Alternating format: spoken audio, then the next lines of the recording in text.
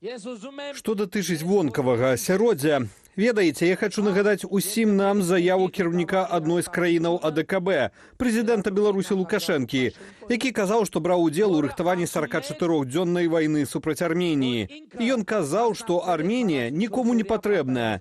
Цяпер гэты самы чалавек мітусіцца праз тое, што Арменія ідзе ў еўразвяз. І ён актываваў тут свайго агента, каб той закаваў Арменію ў ланцугі, так як яна была закаваная да 2018 года. Скажу наўпрост, Арменія на гэты момант не толькі не збіраецца выходзіць з ЕАЭС, але я адзіны чыноўнік у ЕАЭС, які адначасова ёсць чальцом двух найвышэйшых органаў кіравання. Я збіраюся выкарыстоўваць гэтыя рычагі і буду іх выкарыстоўваць, каб у прыватнасці Лукашенко не змог выкарыстоўваць ЕАЭС супраць Арменіі. Якія б заявы не гучалі, гэта пустыя словы. Тыя, хто іх робіць, проста перагрэліся. Яны не разумеюць, што самі капаюць магілу Еўразійскаму эканамічнаму саюзу. У прамым сэнсе гэтага слова. Але калі я вярнуся з адпачынку, на першым жа паседжанні вы ўбачыце, пасля таго, як я атрымаю ваш мандат, усе гэтыя трывожныя заявы будуць нейтралізаваныя.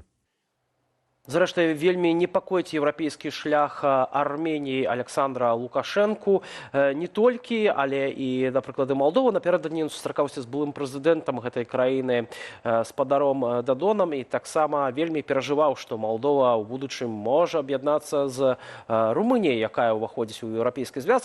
Тэму Арменіі і не толькі абмяркуем з нашым наступным госцем, палітолог, палітык руху «Вольная Беларусь» Павел Усаў з намі на відэасувязі. Спадар Павел, добрый вечер. Дякуем, што далучыліся да эфіру. Добрый вечер. Добрый вечер. На ваш погляд, чаму вышэйшае армянскае кіраўніцтва так часта апошнім часам узгадвае Лукашэнку, робіць рэзкія заявы на ягоны адрас?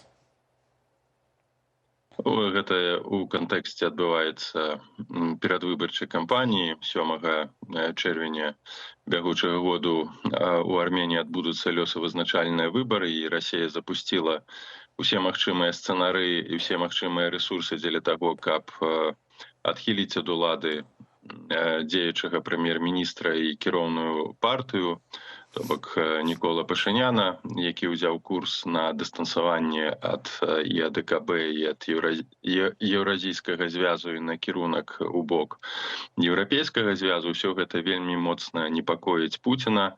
Но акрамя традыцыйных элементаў уздзеяння прапаганды яшчэ запушчаны так званыя прарасійскія партыі, арганізацыі, паўторваючы сцэнарыі і малдоўскі, і грузінскі, з мэтай, каб да ўлады прыйшлі ўсё ж такі прарасійскія сілы. Ну і на гэтым фоне, канешне, і сам Нікол Пашынян радыкалізуе і сваю рыторыку, і ўнутраную палітыку. Нікол Пашынян і сённяшняя ўлада Арменіі дзейнічаюць так, як дзейнічала ўлада і Малдова напярэдадні прэзідэнцкіх і парламенцкіх выбарах, выбіваючы усе магчымыя карты з рук прамаскоўскіх палітыкаў і таксама царквы армянскага каталікаса, бо царква армянская застаецца прарасійскай у сваёй палітыцы, у сваёй рыторыцы. Канешне, умовы, у якіх вядзецца перадвыбарчая кампанія, даволі цяжкія для Нікола Пашыняна і для дэмакратычных вось гэтых сіл праеўрапейскіх, і таму павышаюцца стаўкі. Якраз такі Нікол Пашынян намагаецца будаваць свой вобраз і свой імідж якраз такі як супрацьлеглае таму, што ёсць у Беларусі. На фоне дыктатуры, на фоне тых забойстваў і рэпрэсіяў, якія адбываліся ў Беларусі, Арменія выглядае дэмакратычнай праеўрапейскай краінай. Вось гэтую дэмакратычнасць з аднаго боку і тыя негатыўныя працэсы, якія адбываюцца ў Беларусі, з іншага боку, таксама як і ўцягванне Беларусі ў вайну, Нікол Пашынян намагаецца выкарыстаць. Трэба ж таксама ўлічваць, што ўсё ж такі на і падтрымцы Пашыняна, і ввогуле на сітуацыю ў Арменіі даволі моцны адбітак і ўздзеянне мела вайна ў Нагорным Карабасе, і тое, што Арменія фактычна яе прайграла. Тыя тэрыторыі, якія былі заняты Арменіяй больш чым 30 год у межах апошняй вайны, былі дэакупаваны і заняты Азербайджанам. Усё гэта стварае вельмі комплексную цяжкую сітуацыю у Арменіі, тым больш, што і Пуцін, як мы бачым, намагаецца ўздзейнічаць на Арменію, не дапусціць сур'ёзных перанакіравання сур'ёзнага Арменіі на Европу. Хотя дзеля справядлівасці варта дадаць, што Нікол Пашынян быў адным з першых, хто ў 2020 годзе павіншаваў Александра Лукашэнку на прэзідэнцкіх выбарах з перамогай. Тым часам Лукашенко сёння ў такой сітуацыі, што яму адказваюць і з Украіны, і з Арменіі, і ён пакуль што маўчыць. На ваш погляд, рыхтуе адказ, ці ён рэальна чувае сябе ў такой невыйгрышнай, слабай пазіцыі ў гэтым выпадку? Маеце на ўвазе Лукашенка, так? Так. Ну, справа ў тым, што для яго гэтыя заявы не маюць асабліва такога моцнага значэння. Канешне, як толькі ўсё пазбіраецца і будзе нейкая вялікая канферэнцыя, Лукашенко скажа ўсё, што ён думае і пра Украіну, і пра Пашыняна, і пра візіт Ціханаўскай ва ўкраіне. Зараз ён намагаецца нейкім чынам не узбуджаць нейкія хвалі, не рабіць вострыя выказванні, якія можна было б якраз такі ўспрымняць як слабасць. Лукашэнкаўская Беларусь зараз намагаецца адказваць зусім іншым чынам. Ну, гэта перш за ўсё вось гэтыя палітычныя глобальныя саміты, еўразійскі саміт у Казахстане, таксама вучэнні з выкарыстаннем ядзернай зброі, якія прахадзілі не так даўно на тэрыторыі Беларусі і Расіі. Ну і апошні момант тое, што ў Беларусі адбываецца ўсё ж такі на вельмі такім інтэнсіўным узроўні вайсковая падрыхтоўка і мадэрнізацыя ўзброеных сілаў Беларусі, мілітарызацыя не толькі ў рыторыцы, але таксама мілітарызацыя ў пэўных унутраных працэсах, узмацненне спецслужбаў, унутраны ціск.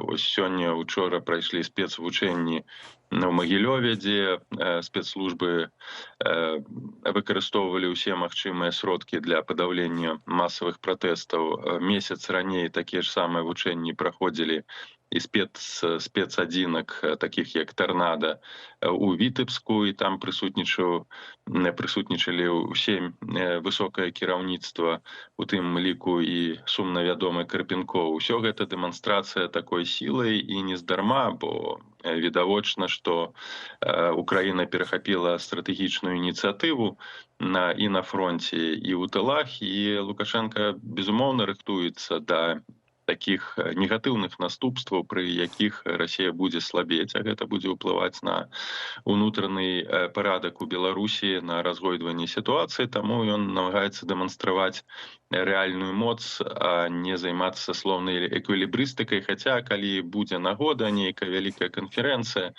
ён, безумоўна, выкажацца наконт і Арменіі, Украіны.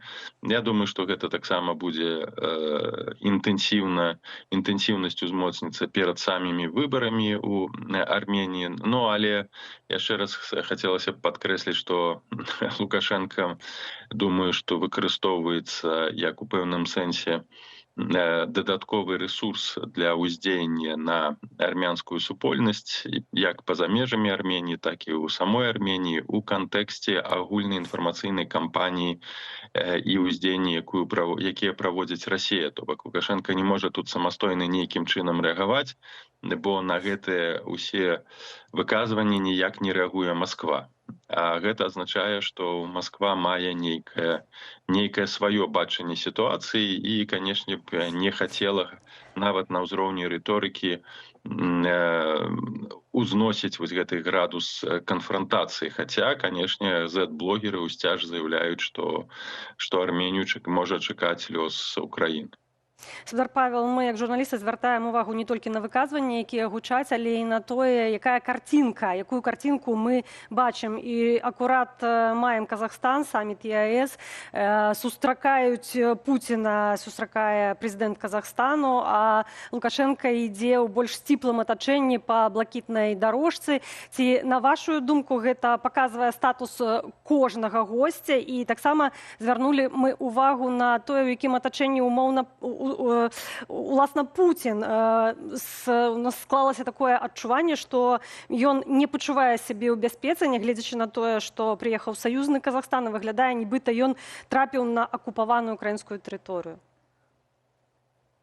Ну, я не думаю, што варта перабольшваць у гэтым сімвалізме і хто па якой сцежцы дарожцы дыванікава ідзе. Думаю, што ўсе там неабходныя пратакольныя умоўнасці былі выкананы. Не было ніякага адмысловага падкрэслівання таго, што хтосьці па статусу ніжэйшы, хтосьці па статусу вышэйшы. Канешне, адносіны да Расіі, да Пуціна будуць заўсёды зусім іншыя, чым адносіны да Лукашенка ці да іншых прэзідэнтаў краінаў-сябраў Еўразійскага звязу. Нездарма казахскі прэзідэнт увесь час падкрэслівае вялікую гістарычную місію Пуціна для Расіі. У якім кантэксце ён гэта падкрэслівае, даволі цяжка сказаць, бо гэта місія сапраўды зараз выглядае як місія па развалу Расіі. Ну, але тым не менш, канешне, для Казахстана Расія застаецца вельмі моцным партнерам. Это першы момант. Другі момант, Казахстан таксама і адчувае уласна і небяспеку, бо ўсё ж такі такія прарасійскія погляды, сепаратысцкія погляды, асабліва на тэрыторыі паўночнага Казахстану, там даволі застаюцца моцнымі. Таксама такая ўсцяж узгадвае 2020 год. Дарэчы, Арменія таксама умоўна прыняла ўдзел у той так званай спецаперацыі прабачце, не 20 год, а 22 год. Гэта студзень 22 году, калі у Казахстане адбыліся сур'ёзныя сутычкі, спроба, як кажуць, дзяржаўнага пераварода з боку атачэння Назарбаева, былога прэзідэнта. І для выжывання рэжыму Такаева, канешне, важную ролю згулялі сілы АДКБ, перш за ўсё Расіі, таксама Беларусь брала ў гэтым удзел. Таму невядома, якую ролю Расія згуляла ў тым, каб усё гэта распачаць, працэс дэстабілізацыі Казахстану. Мы ўсцяж да канца не ведаем усіх дэталей тых падзей. Таму